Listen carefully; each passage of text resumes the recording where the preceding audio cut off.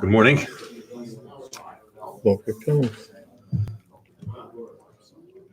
Yud Gimel Tammuz, which is a continuation of Yud Beis Tammuz. It's the day when the F.R.E.E Rebbe actually got out of prison. Not prison, but exile. Because when they informed him that he was freed, just to put it in context, he was initially sentenced to death. That was crossed out, and they decided to send him for hard labor, 10 years. That was annulled and changed to 3 years of exile. When he got there, a few days later, they changed that and they freed him. A lot of international pressure, and so when they let him go, it was a legal holiday in Russia of some sort, so they had to wait till the next day. So we have 2 days of celebration. There was once a refusenik who tried for many years to get an exit visa from Russia. Of course, it was not easy. They locked him up for it. But finally, when he was able to leave, he comes to the border and he wants to get out, and they tell him, they're looking through all his stuff, and they see a statue of Stalin. They look at him and they said, "What's this?" He said, This is the son of the world. He is the one that brought that makes communism so effective, the one that is brought such quality of life. I want to remember him even when I'm out of Russia. Wow, they let him go. He comes to Eretz Yisrael, and he comes to the border, and they see a statue. They say, "What's this? This is the person that because of him I suffered, and things were terrible, and I had no life, and I lived in constant fear." They said, "Okay, take it." Comes home, and his uncle, who was staying by him, says, "What's this? You brought a statue of Stalin?" He said, "Oh, this is 5 kilos of gold."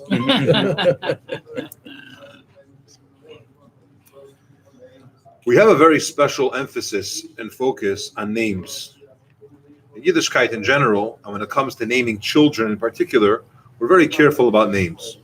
What names we give, it should be named after someone special, it should be a tzaddik. It's very important for several reasons. The name of a person has an impact on their neshama. It's really a description of their neshama.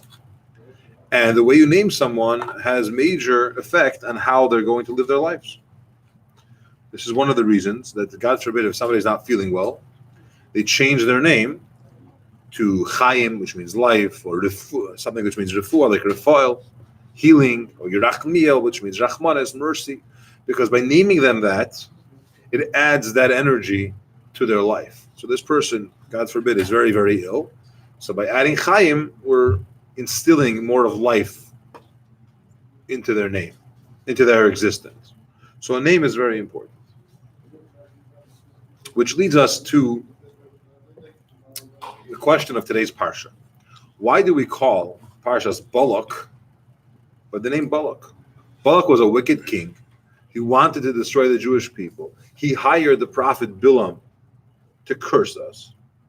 And then we go and we name a Parsha Balak. Why would we do such a thing? It's much more appropriate to call it the Parsha of Nevuah, of prophecy. We have in this Parsha prophecy about Mashiach. It's really the only source in Chumash that really alludes to Mashiach's coming. It's all about Balaam. We go and we call it Parshas Mashiach, Parshas Nevuah, and so on. What do we choose instead? We choose a name of the wicked person, right? Balak. Not only that, but Balak wasn't just another wicked person. It says that he was worse than all of the other enemies that the Yidden had. He didn't just go and say, "Okay, I'm going to fight with them." He wanted to use, we'll call it, weapons of mass destruction. Okay, if he would go to war against the Jews, when there's a battle, some win, some survive, and unfortunately some don't.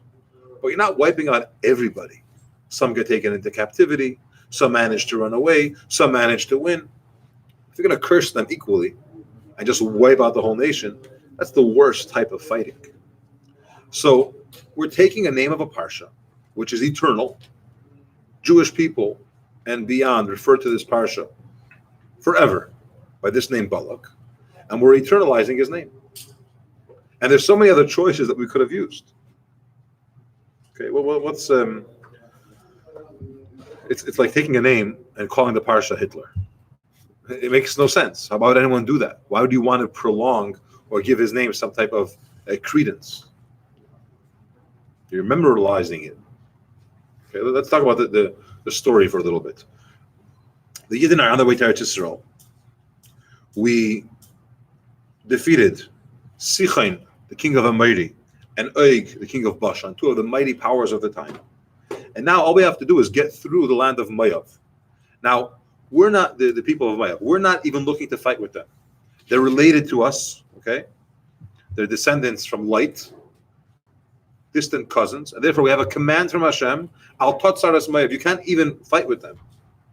We had no intent of having any war or wiping out these people whatsoever. We just wanted to pass through their area, okay, to be able to get there. And Balak, the king, said no, okay, and he wants to figure out a way to destroy us. So he goes and he hires Balaam, who was a prophet, and he went and found out by the Ziknei Midian, the elders of Midian, tell me, the leader of the Jewish people, Moshe, many people perhaps don't know this, but he spent a lot of time in Midian. When he ran away from F.R.E.E, and F.R.E.E wanted to kill him, he went to Midian. There's a medrash that actually says he was a king in Midian for 40 years before he came to take the Yidden out of Mitzrayim. But in Midian, they knew Moshe. So he did some research, and he said, what is the strength? What is the greatness? What's his secret of this man Moshe, the leader of the Jewish people? What's his strategy? How does he wage wars? Let's figure out a way to destroy him. And Rashi brings this, and they told him, Moshe, his power is his mouth. He speaks. He davens to Hashem. He prays. He's all about talking. And in general, the Jewish people are about talking, right? Esav, it says, Al charbecha tichya, you live by your sword. But the Jewish nation, we live by our mouths. I don't mean you do a good sale, or you talk it through, you negotiate it. I mean that we daven to Hashem, and Hashem answers our prayers. So they told him, Moshe, it's about speaking. So he said, okay, I'm going to fight him with his weapon. And he went and he found the prophet, Balaam, which he was not a good man. He was not a Jewish person, but a prophet nonetheless, a wicked person. He wanted, we'll see, to destroy the Jewish people. And he hired him and he said, I want you to go and curse these people for me. And curse them, again, in a way that is much more effective, destructive than any war could do. Because it's mass. It's everyone. You curse them all, men, women, children. You don't have to go and fight with them. The Jewish people didn't even know that this was going on. They're having a conversation, he's hiring someone. And this is why the Medrash tells us, Tanchuma, that Balak hated the Jews more than any other enemy in history. Because he was trying, at least up until that point, because he was trying to wipe us out with that method of cursing. And what's our response? We named the Parsha after him. Right? Balak, that's the name of the Parsha. Avram doesn't have a Parsha named after him. There's no Parshas Yitzchak in the Torah. Parshas Yaakov. Right? Parshas Moshe. They don't get a name. But the enemy, the greatest enemies, him, it's Balak. And by the way, it's not the first word of the Parsha either. Not that has to be the name, because Vayar, Balak ben Tzibur, you could have called it Parshas Vayar. And in general, we don't always call it the first word of the Parsha. But why Balak? And if you look at it from a halachic perspective, it's problematic also. Because halachically, it's a problem to, not just it's not nice or polite, there's an issue to use a name, a wicked person's name, for a Parsha. There's a problem with it. Okay, let's look at halacha. Halacha says, if somebody wants to name their child a bad name, for example, he likes the name Balak, you want to name your child Balak, okay? Or Yishmael, okay? Are you allowed to do it? And it's a question, okay? The Peskim, the Jewish halachic authorities asked the question regarding naming your child Eliezer. Eliezer was the servant of Avram, but in a conversation, Avram said that you are Oror, you're cursed. He was a cursed person. So are you allowed to name your child Eliezer? Okay. Yeah, we're going to get there. We know the great sage. We say it every day in davening, Rabbi Yishmael. We'll talk about it, but it's a question. It's not so simple. Okay, the pasuk in Mishlei says, "Zecher tzaddik livracha, v'shem reshayim yirkov." That a tzaddik, you mentioned his name, it's a blessing, but the name of the wicked should rot. You don't want to use their name out. You don't want to try to internalize, memorialize their names. Okay, the Gemara tells us a story. It's a terrible story, but there was a child that his mother called him Doeg. Okay, and the reason why she liked the name Doeg, she called him Doeg. Doeg Ademi was a person who gave Shaul information about the Kohanim of Naiv, and he ended up killing over 85 of them. Kohanim. Okay. Yeah. So Doeg was a bad person, and this mother went and she named her child Doeg. Now she was very wealthy, says the Gemara, so she decided she'll weigh her child every day, and the weight of the child she gave that amount to the Beis Hamikdash in gold. Okay. So if the child weighs this morning, whatever, 50 ounces, she would take that 50 ounces worth of gold and give it to the Beis Hamikdash. And in the end, when there was the terrible hunger and so on in Yerushalayim after the destruction of the Beis Hamikdash, she ended up killing him and eating his flesh. The Gemara talks about the name, naming a child after a wicked name, after a wicked person is bad. Okay. The Gemara in Yuma tells us, in the form of Chesam with Beis, that there was a man by the name of Ben Kamtsar. Okay. He knew the Shem HaMefeirish. Okay, he knew the four-letter word of the Eibishter's name, and he wouldn't want to tell anyone because he wanted to keep the monopoly over it. But it says Shem Rishayim Yirkov. Okay, you don't mention his name. Okay, we're not going to give his name that. We're not going to name people after that. Okay, and the Rishonim talk about it. Why don't we want to name a child after a wicked person? Number one, we don't want to memorialize. We don't want to eternalize that name. Okay, and number two, for the sake of the child. Is not good for the child. Forget the fame and the legitimacy, so to speak, that you're giving to this wicked person. For the child himself, it's not beneficial. Okay, and by the way, it also has to do with bad mazel. The Farshim say the reason why the Chassam Sefer talks about it. Why did Korach have this downfall? How could it be a person messed up to this level? Korach really messed up. How did he mess up so much? Because his name was Korach, and Korach was a descendant of Esav. Okay, there's one of the Alufi Esav, one of the generals of Esav. His name was Korach. So because Korach carried that name, it impacted his life. And we call the whole Parsha after the name. The Gemara has a story, also in Yuma, the Gimel. Rabbi Meir, Rabbi Yehuda, and Rabbi Yossi were traveling. They went on a trip to raise money for poor Jewish people. Okay. They're traveling, and at some point they needed to stop off at an inn for the night. Okay. So Rabbi Yehuda and Rabbi Yossi gave their money to the clerk. Instead of leaving it in my room or wherever they slept, they gave it to the front desk. Watch our wallets for us, our bags of money. Rabbi Meir said, no, I'm going to keep money with me. In the morning, they wake up, they come to leave, to check out, and they say, we have our wallets back. And the clerk says, wallets? I don't know you. Okay? His shouting and screaming, it means nothing. Okay? He says, don't tell me about any wallets, you didn't give me anything. The mayor was the only one that had the money, his own money, he didn't give it in. They asked him, how did you know? So he said it from the name tag. When we came, I asked this clerk, what's your name? He said, Kidar. Okay. Kidar reminded me the pasuk, Kidar ta'apuches hema, that it's a generation of, let's just call them destructive, bad people. When I heard that name, I said, this is not a good person.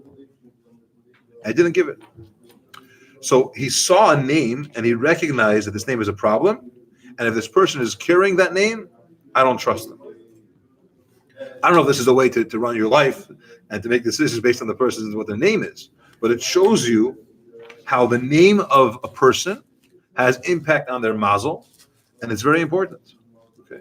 Now, to address Avi's question about why do we call, we have a Tana Rabbi Yishmael, we say it every day in davening. Moshe Rabbeinu named his son, right, Eliezer. So the Chidah says that certain names, they mean something on their own. Yishmael, you don't have to be naming your child after Yishmael, a wicked Yishmael, right? You could Yishmakel, Hashem hears. So you're using this name to express a message that Hashem is listening, or Hashem should listen, or thanking Hashem for hearing you. So you're not naming him after that wicked person. It happens to have the same name. Eliezer, what did Moshe Rabbeinu say? The God of my father was with me. He helped me. Okay, saved me from the sword of F.R.E.E. So Eliezer wasn't naming him after Avram's servant. So when you do that, when you use a name that means something positive, it's okay. You're not coming to speak negative, to eternalize or to name after F.R.E.E. Okay, you use Yishmael, but it means something significant. Okay. But Balak has no explanation that means good. Doesn't mean Hashem will hear. Balak is a person, and it's the main character, so to speak, of our Parsha. And why do we call Parsha after him? We have a question here online from Levi. On the contrary, Moshe Rabbeinu himself acknowledged that he was not as skillful a speaker to persuade it. Okay, so you're saying that interestingly, Moshe wasn't such a good speaker as far as the way he stuttered and so on. Okay, but definitely, maybe not the quality of the way he spoke in that sense, but his impact and effect was definitely there. And by the way, those that are watching, feel free to ask comments, questions. Make sure you share it. Click the subscribe link, and let's spread the Torah around. Let's take this a little bit deeper. If you're already going to name the Parsha after someone with this whole fiasco, Balak is not the main person.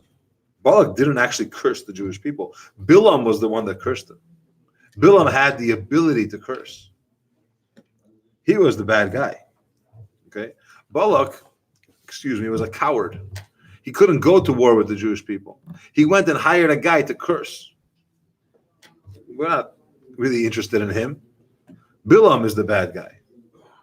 Not only that, but Balaam, it says, Yedei Das Elyon. He had spiritual knowledge. He knew many Kabbalistic concepts, so to speak. He was a prophet. He knows better. Okay? He knew what's going on. Why didn't he know better and say, oh, let's not curse them? He should have. There's an interesting explanation. Yeah, we're going to talk about some of those explanations. But right, his whole way of cursing, he knew when Hashem is upset at the Jewish people, and he'll figure that out, and at that moment he'll curse. He was a person with spiritual knowledge. Okay, he knew that the Jewish people are not to be messed with, and they're not dangerous, and why are you doing this, and so on. Well, why is he starting? Why is he cursing the Jews? That's the main wicked person here. Balak is a secondary. Okay. Now the Rebbe talks about. I'm going to share two explanations. One, the Rebbe says regarding why Balak is at fault here. Balak is the initiator. Balaam is a messenger. Balaam is hired. They're paying him money. It doesn't make him exempt. He's not kosher for what he did, but Balaam was hired. Who hired him? Who planned this? Who initiated and tried this whole thing? That was Balak. Balak's problem is he is going to hire the person. Balaam, I'm a messenger. Okay? And Torah wants to tell you that it's the sender that's the main character here. He's the one that's causing this. But let's look a little bit deeper. Who's worse here, Balak or Balaam? Okay? Balak hates the Jewish people because he's afraid. They're going through my land. Okay, you could say, I'm afraid. We know that the Jewish people are not allowed to fight with Moav. Balak maybe didn't know. Okay, he's a king. He has a nation. There's a nation that just defeated Og and Sichain, right? Two major powers. Now they're going to walk through my land. He's scared. Perhaps. And therefore he wants to have a war. Balaam, he knew better. Balaam knew that the Jewish people are not going to fight with Moav. He knows they're not allowed to. He knows all they want to do is go through. Why are you upset? Why are you trying? First of all, you should tell Balak not to worry if he's talking to you. Secondly, you're going to destroy an innocent nation? Balak, you could argue he was protecting himself. He was maybe paranoid. But they're coming through my land. Who knows what they'll do? But Balaam, right? Most enemies that you could deal with are ones that have a motive. They're afraid. It's a money issue. They want land. It's a territory issue. You could talk to them if that's their issue. But if it's a hate that has nothing behind it, they're not looking for anything from you, they just hate you, period, you can't negotiate with them. Today, right? They want land. It's not about land. They don't want land. They want Jewish people deleted, to put it mildly. That's a terrible type of enemy that you can't do anything with. You can't negotiate with. Whatever you'll give them, whatever you'll try to appease them with, won't work. Balak perhaps was concerned. His territory, they're walking through, his people, who knows, war. Balaam, he knew exactly what's going on. He was a prophet. He knew that the Jewish people were just passing through. He knew we were commanded, we're not allowed to fight with them. There's no issue here. That's, by the way, why the mitzvah to wipe out Amalek is so strong, right? Because Amalek had nothing to do with us. We weren't their slaves that ran away.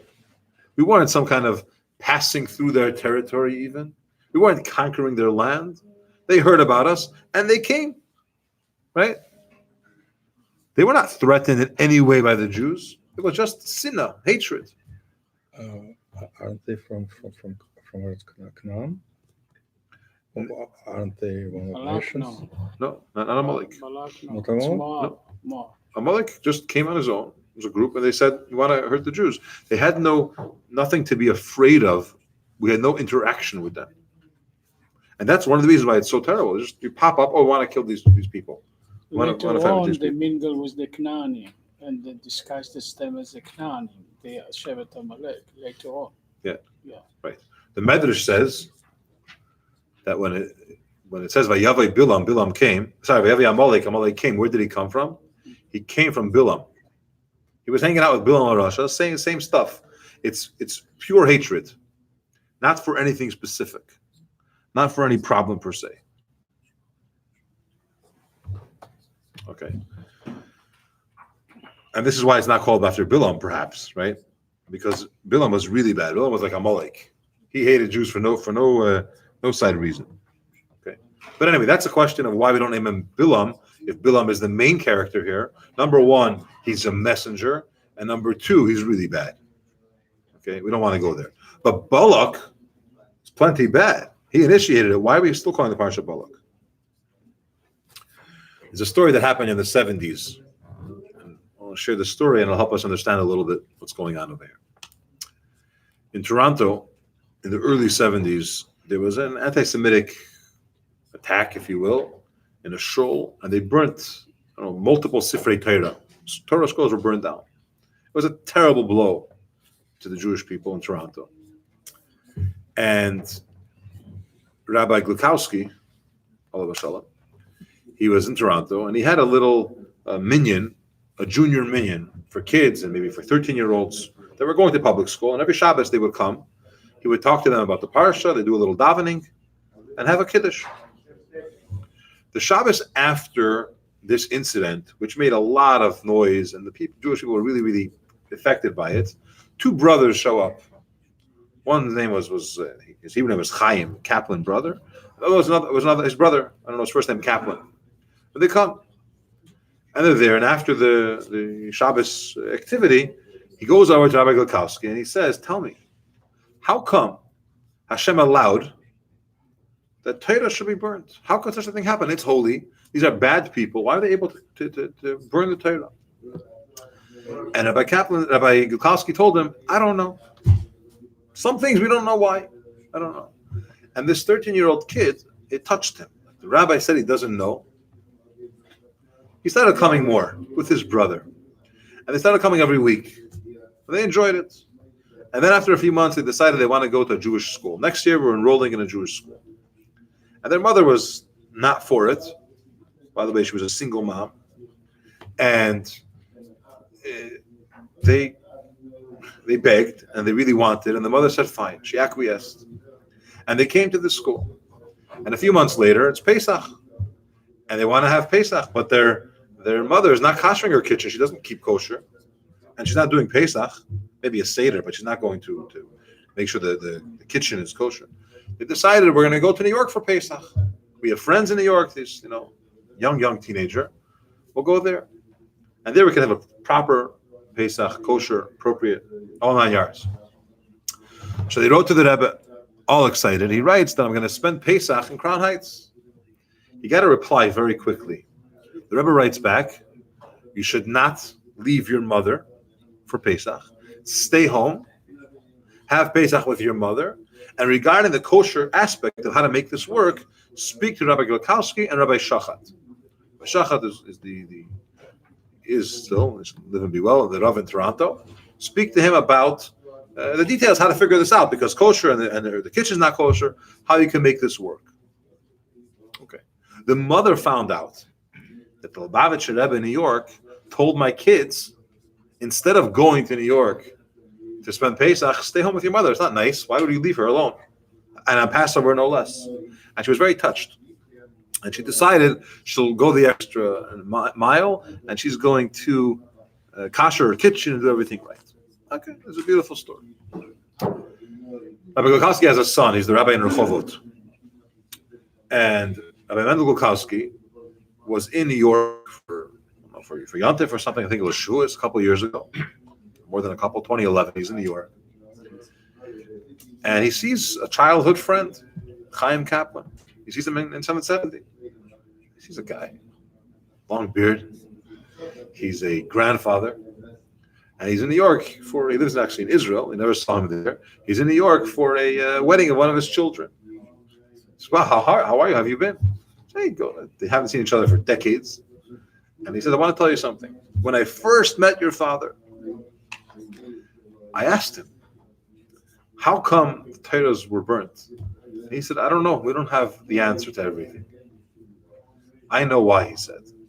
If not for that incident, I would never be where I am today. That incident triggered me to come to this Jewish club, to get involved. And today I have generations of Jewish involved people, children, grandchildren, as a result of that. The Rebbe says like this: Balak is a name of a wicked person, no question. But there's an exception to the rule of not mentioning bad people's names. Okay? And that is if there's a purpose involved. What could be the purpose of this? For example, you can't use the name of an idol. I can't tell you, you want directions? You want to meet me? Meet me at the corner. There's a church on the corner. I'll meet you outside. Because you're using the church as a landmark. Okay? And it's an idol worship place. It's idolatry. And you can't use it. The exception, and the example of this is when the Yidden left Mitzrayim, it says, where were they? They were camped across some Baal Tzfain. Baal Tzfain is an idol. Why are you talking about Baal Tzfain? Because you're showing that Baal Tzfain has no power. You're denigrating it by saying next to the idol, which couldn't protect them. So you're showing them that idols have no validity. And if you're using that to bring out the negativity of that idol or the powerlessness of that wicked person to express how great Hashem is, then you could. When we use the name Balak, we're giving here a very strong message. Torah is telling you, what did Balak try to do to the Jews? He tried to hire Balaam to curse us. What did we have in the end? The biggest blessings, literally, some of the greatest blessings came out of his mouth. He wanted to curse, but he gave us blessings that we say every day in davening. Some of the greatest brachas, prophecy about Mashiach and so on, comes from this man. So we're not saying, oh, Balak's okay because it turned out to be good. Balak is wicked, and so is Balaam. But we're telling us a message. Balak, the guy that wanted to hurt us, in a terrible way, worse than any other Russia, right? But as a result, we got some of the greatest blessings. When there's a challenge, when a person is facing some kind of obstacle, He shouldn't say I'm stuck. He should say this challenge is going to propel me or help me to go further. It's not a block, it's a speed bump. It's going to take me further. I'll get to places that I won't be able to get without that. We could look at Balak and say, look, it's terrible. Or we could say, look what we got as a result. An example is working out, right? A person does exercise. Why are you working out if you want to be stronger? Because when you weaken those muscles, they have to be renewed with a stronger intensity. Okay? We have a story in Gemara. One of the most difficult times in Jewish history was after the destruction of the Beis HaMikdash. And the Gemara Makish tells us that Rabbi Akiva was going with his friends, and they passed by the area of the Harabayis where the Beis HaMikdash used to be. They didn't go there, but they were outside it. And they saw a fox walking out. And they also heard sounds of the Romans, the enemies were laughing and joking and having a great time. And they were crying. And Rabbi Akiva was laughing. And they asked him, why are you crying? He said, why are you laughing? He said, why are you crying? Why are we crying? Because look, Hashem's home is burnt, it's ruins. Animals are running around here. The enemies are laughing, having a great time. Why are you laughing? He said, I'm laughing because I see that the prophecy is being fulfilled. Okay, it says, Tzion Sadat Choresh. The prophecy says that the Tzion Yerushalayim is going to be plowed like a field. It's terrible. It's ruins. But how do you have planting? How do you have something to grow? How do you have new product and produce? You have it through plowing. It's step one. Of course, we don't want it. And we ask only for revealed good. But if we're facing it, God forbid, take Rabbi Akiva's approach.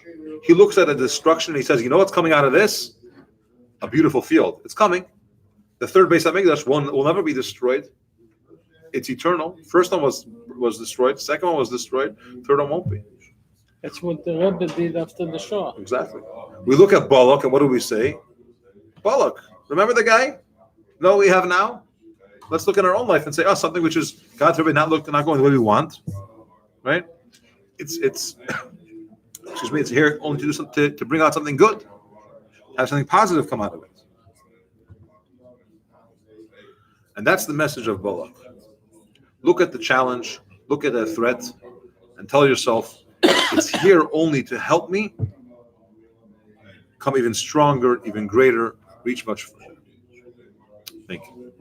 I have one comment. Please.